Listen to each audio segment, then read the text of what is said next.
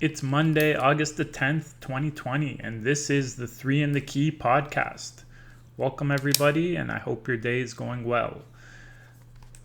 We just finished an action-packed weekend of NBA bubble action, and there's just a couple of things I want to talk about. The stories coming out of this weekend, the big stories are Dame Lillard going off, reminding everyone why he's your favorite basketball player's favorite player, and Luka Doncic making history yet again. So with Luka, I have to admit, I tried to fight it as long as it's possible. When all the better than Bird analogies came out in his rookie year, and he's going to be the GOAT, and this and that, I pushed back and I resisted, and to my own mistake, I didn't watch enough because I should have kept watching. When I did watch, what I noticed was this guy, his game, and James Harden. He is a carbon copy of James Harden's game in the younger version of James Harden's game. And the fact that everyone kept saying he's only 20 years old, and I kept saying, well, he's been playing pro for 5 years. So, yes, he's only 20 years old, but his experience level is that of a young vet, a guy with, you could say, 4 years in the league, because, he played in big games in Europe. He played big tournaments. He ran pro, he played against grown men down there. And you can tell, just his composure on the court is really impressive. That's really the most, at least on offense, that's really one of the more impressive things everyone mentions it. Every telecast, you'll hear Jeff Van Gundy or Stan Van Gundy or Mark Jackson. Any of them will say just his poise on the court, that he never rushes anything. And that's really like a veteran trait. You don't see that in young guys a lot. So, I'm just going to reiterate that. And then the thing, when I watched the game on Saturday against the Bucks, the best team in the league, heavily favored. But I knew Dallas would give them a fight, just because they've played before and it's been close. I remember it might have been last year, but Dallas ended an 18-game winning streak of Milwaukee's. And it comes down to, Milwaukee's not particularly good at defending that three ball, and Dallas loves to shoot the three ball, and they shoot it very well. So that was a good combination for the good ingredients for a good game. And, not to mention the size, although we didn't get to see a Boban sighting. And that just Brook Lopez in that game, he was sick.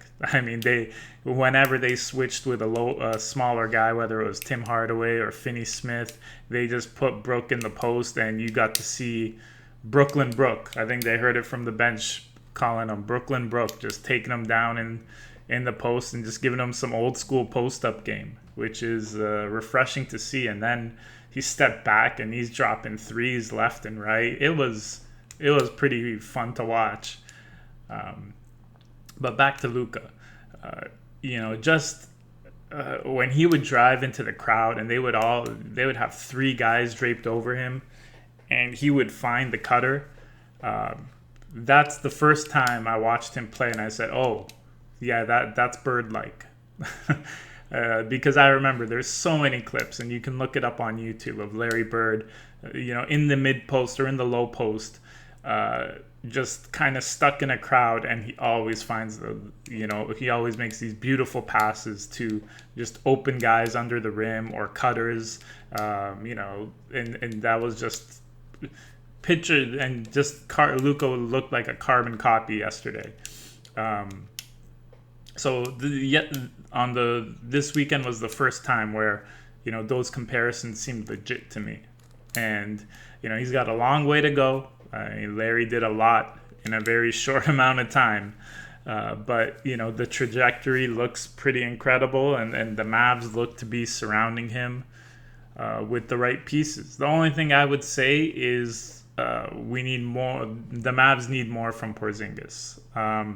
He's still a little, I would say, kind of trying to find where he's most comfortable with the Mavs. Everyone knows he's the second option. That's not the dispute. But where he's going to get his buckets, he seems a little too comfortable to just kind of hover around the 3-point.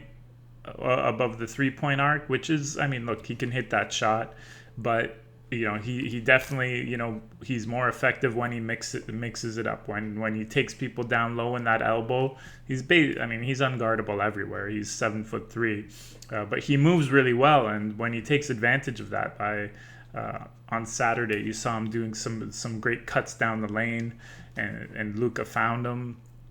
That's when we really get to see his full potential, and we just need to see it more consistently, because I think you've seen in the bubble and in a lot of their losses, he's on the court, but he's not really, it's kind of the same thing with Anthony Davis. You don't feel them. You don't,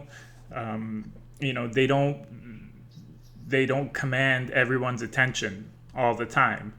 And you could say, oh, well, that's because the defense is trying to take them out of the game. Well, I mean, there are ways to, but still, you can use them as a decoy by passing it into them, drawing coverage, and then that creates opportunities for your other teammates. And I believe Porzingis probably has the IQ to be able to handle that kind of responsibility. Also, nobody's intercepting his passes. He can pass over anybody.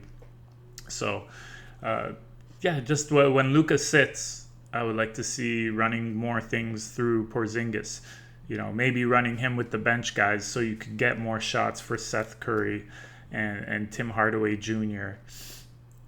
and Justin Jackson and those guys. Justin Jackson, who has finally starting to show signs of what he might be able to be. I think the big thing with him, looks like he's put on some weight. He's gotten a lot stronger from his rookie year. He was really, when he was in Sacramento, I remember he was like, he was basically like an afro on a stick. But yeah, so he looks like he's filled out very nicely, and it's helping him a lot. He's looking a lot more comfortable. So Dallas, I think, they're going in as the 7th seed, most likely going to have the Clippers. And I don't think it's a bad matchup for them. I don't think they should be as worried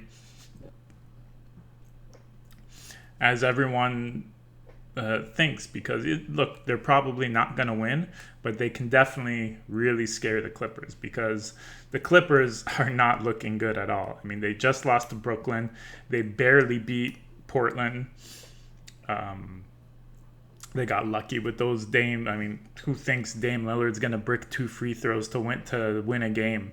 I mean, that's just the most improbable of improbables. And, whoever had money on Portland winning that game, that was a heartbreaker. But, yeah, I think Dallas is going to really give them a good fight, because, look, the Clippers, they're the best wing defense, perimeter defense in the league. But it's very much, they're really, especially with Trez out, but Trez is coming back, they're really soft on the boards, and Dallas is becoming a very good offensive rebounding team.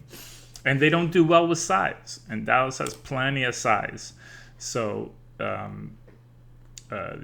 think as long as Dallas can take care of the ball, I think it's going to be a very competitive series. And I wouldn't be shocked to see the Clippers shock the world or to see the Mavs shock the world on that one, because I do not like what I'm seeing out of the Clippers. I mean, I'm wearing a Lakers hat, so that's probably assumed to when you see that. But even still, look, I mean, that loss to Brooklyn yesterday, there was no excuse for that. Yes, they rested Paul George, but Brooklyn, I mean, come on, that's...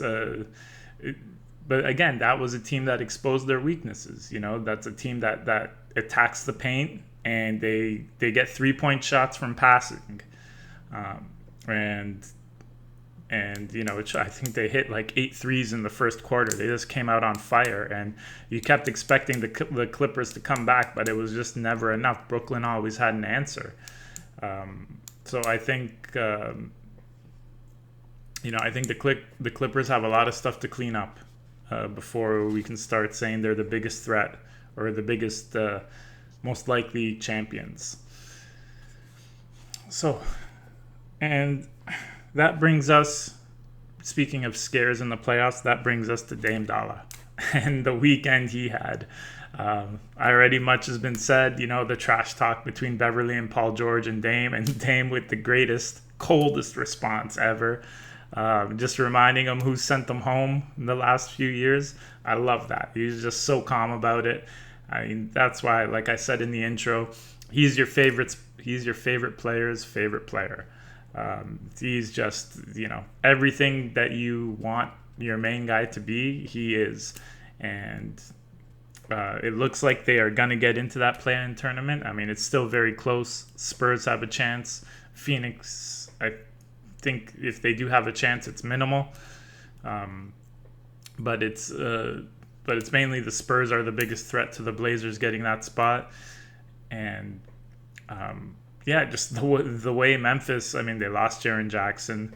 They're really struggling. I mean, they're playing hard, but they're not. I mean, they're just right now they just have a deficit of talent, without a deficit of scoring, without Jaren Jackson. And the one thing Portland does, it's they put points on the board, and the defense has cleaned up a lot compared to the regular season. Still, average at best, but when your offense is that high powered, average is good enough.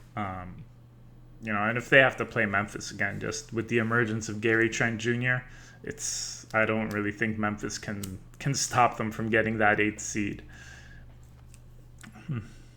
And that will lead us to, that's to the first round matchup that everybody wants, the Lakers and the Blazers. And the Lakers are limping into the playoffs, literally and figuratively. And, this is probably the worst possible outcome for them. Because that's just, I mean, Portland just matches up with them so nicely with size. The Lakers' size is not really going to be much of a factor against this equally big Portland team. So it's really going to come down to execution. And the Lakers are not showing good signs in the bubble. I think I said it before. I mean, LeBron's in year 17. His body, his conditioning, for him to have, played at the level he's played at for so long, his body is conditioned like a fine-tuned Swiss watch. So it's very precise. And my personal take, I think just he's not used to going this hard at this time of the year. This time of the year, it's the off season for him. He has, I'm sure, an off season routine that he's been doing for years and years and years. And the older you get, the more important routine gets. I say this as a 40-year-old man, and I turn into a grumpy old man when the routine gets broken. And I'm just a normal person. I'm by no means LeBron James, but I have to feel like routine is you'd see the same thing with guys like Ray Allen. Anything that disrupts his routine, that stopped him from getting his 500 shots up before game time, he would have an off night. So I would imagine something similar for LeBron.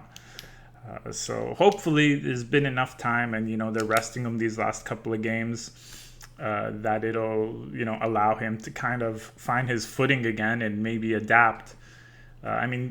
He's shown in these 17 years, he's adapted to pretty much every situation he's been in. So I don't doubt he's going to do it again, but I don't know if it'll be enough, because he recognizes that Anthony Davis is the most talented player on that Lakers team. But I don't think Anthony Davis recognizes it, because he's, I watch those games, and, to see a guy that talented kind of, I put him in that Porzingis, Pascal Siakam category, where he's just flow of the offense type of guy. He can't really initiate. Although he's fully capable, there's nothing he can't do at a very high level, but he just mentally, he doesn't seem to initiate the attack when he gets the ball. It's just, whatever set they're running, whatever, it's always within the flow. He never forces the issue, and I think, especially when there's no LeBron, that really hurts. That really hurts, and you've been seeing it now with their guard rotation that shortened as it is. They rely on him more, and he's not giving them what they need, and it's all going to come down. Everyone says the most pressure's on LeBron. The most pressure's on Anthony Davis. Everyone said this guy is the most talented player in the NBA for years now. And now he has the team. He has LeBron with him. There's no reason why he shouldn't be able to carry this team on his back. And he hasn't shown that. He's shown some glimpses here and there, but not enough to convince anyone.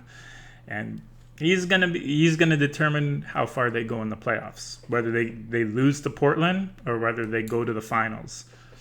So, I mean, it's now for the Brow. And I look forward to seeing if he can do it. Okay, so today we still have 3 more days of games to wrap things up. We have a couple of teams already mathematically eliminated. Apparently by Wednesday they will be out of the bubble and back to real life, which I'm sure they're probably pretty happy about. They got the little financial bump, and they get to go home and enjoy the rest of their time out, their off season. Speaking of which, I think that's it for today. I'll be back tomorrow to see how the playoff picture has evolved and to talk some more about playoff previews. For now, this has been the 3 and the Key podcast. Have a great day.